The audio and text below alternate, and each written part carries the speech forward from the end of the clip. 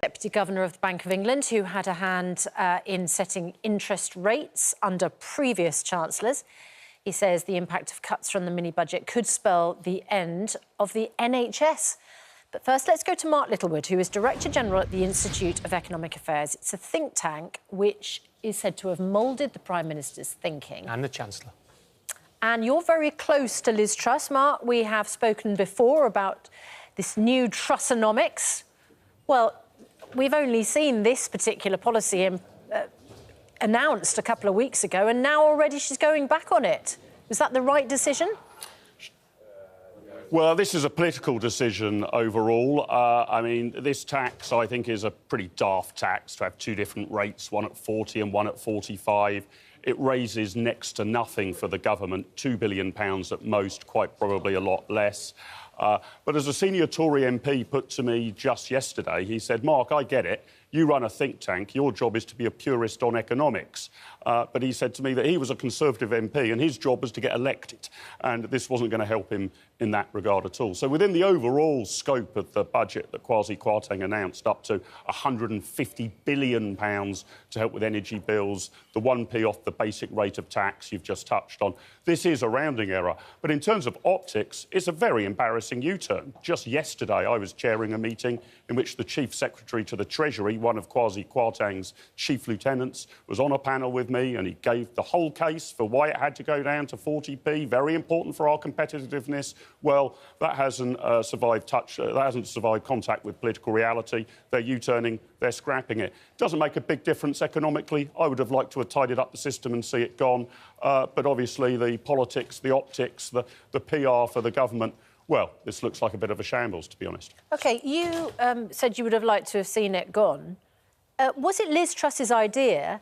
Yesterday, she said it was the Chancellor's. Today, one of the political editors is saying, Pippa Crerar is saying Tory insiders claim it was, in fact, Treasury Chief Secretary Chris Philp who had the idea to cut the 45p tax rate, presenting Truss and Kwarteng with a paper on it during the leadership campaign. That's the political editor of The Guardian. I mean, my goodness, this looks like a hot potato that is being shifted from person to person, and it's Chris Philp who's left carrying it. Well, maybe it was Chris Philp's idea, I don't know. I think that, at least in principle, most likely the Prime Minister, the Chancellor and Chris Philp, the Chief Secretary to the Treasury, would have shared my economic instincts, that it's just a bit bizarre to have this separate, only 5p higher rate at £150,000. It leads to all sorts of people gaming the system in different ways to try and avoid their income hitting that rate and perhaps putting that money aside and claiming it next year. It's an awkward part of the tax system. But I think you're quite right to ask who's going to take the blame here. And, of course, in her interview yesterday, the Prime Minister said slightly awkwardly that this idea had come from the Treasury. I guess that was the first sign she might be disowning it. She didn't stamp her own authority on that. She sort of shuffled it away from number 10 to number 11. And, you know, somebody's going to be left carrying the can. But look, this is a government decision to U-turn.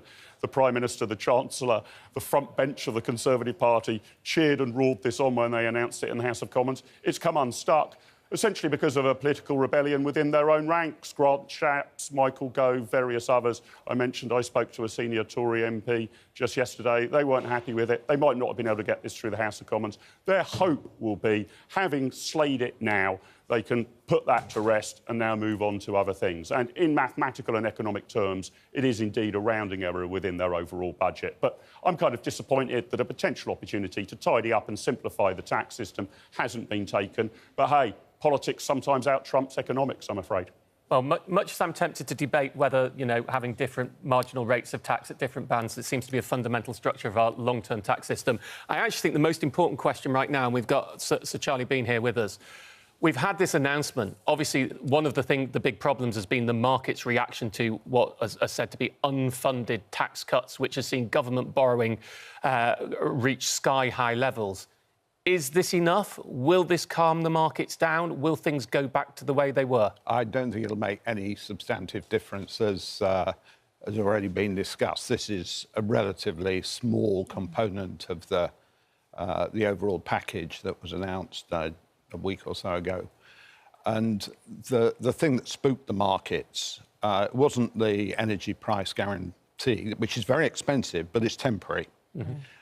It was the other stuff, rolling back the national insurance increase, the planned increase in corporate income tax, not going through with that, cutting the basic rate, which, given that the public finances have deteriorated since the spring, which was the last time there was an official forecast, at which time there was some headroom in the medium term of about 30 billion. Most of that, in fact, probably all of it, has gone because of the deterioration in the economic outlook, higher interest costs for the government, the consequence of inflation and so forth. You layer these tax changes on top, there's a hole in the public finances in the medium term of about 50 billion. That's what spooked the markets. This announcement doesn't change that. And the really crucial thing is how the Chancellor is going to make the numbers add up on the November 23rd statement. The question is, can he get through till then without there being further significant pressure from the markets? So the talk has been of interest rates going up to 6% next March, UK base rates going up to 6% next March. Is that plausible and realistic?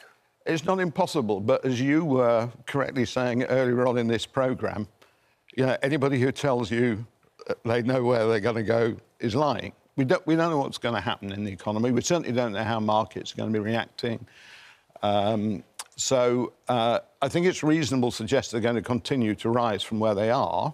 And the bank has essentially signalled that interest rates are on a rising track for some time. But where they top out is very difficult to know. But viewers should, if they're thinking about mortgages and stuff like that, they should take account of the fact they may go pretty high. That's not a prediction they will go, but you just have to be prepared for that risk. I've just been having that debate with someone who's saying, why aren't you giving us a firm answer and only saying may? Because the answer is nobody knows. You former Deputy Governor of the Bank of England, I certainly don't know. I know we're talking the current debate at the moment, but something I've always wanted to ask an economist on this show, and someone in your position. We have what is commonly acknowledged to be a supply-side inflationary crisis. The problem for inflation is difficulty in supply of goods. Why are we putting interest rates up, which just reduces the economy, when this is not a demand-based problem? Isn't that just going to lead us to recession without actually solving anything? Okay. What's the logic behind the key thing here is that, the bank obviously can't do anything about the spike in energy prices. That's driven by what's happening in the Ukraine, and also the consequent spillover onto food prices because of grain and fertiliser and stuff like that. What the bank is worried about is the so-called second-round effects, that people respond to the fact inflation is higher and their living standards being eroded by pushing for higher wages. It also raises inflation expectations. It's not just wages, businesses as well. Their costs are going up, so they're trying to preserve their profit margins, putting their prices up, and you ignite what's called a wage price spiral, with them each leapfrogging over each other. This is what happened in the 70s. How do interest rates stop that happening? Well, the key thing is it is a case of cooling demand, and one of the problems going in at the start of this year was actually the UK economy was running pretty hot. If you look at the labour market, vacancies are at historically high level, businesses talking about shortages of labour and so forth. So it is a case of cooling the economy. But the fundamental problem here is a supply-side shock. But in order to prevent inflation getting embedded into the system, you have to run the economy at a lower pace for a while. And of course, the Chancellor is saying, they want to look at the supply side, which I think there's actually agreement that should happen. One other thing, when you hear the Prime Minister talk, she constantly says, interest rates are a matter for the Bank of England and it is independent. But interest rates aren't independent of government policy, are they? They're reflective of it.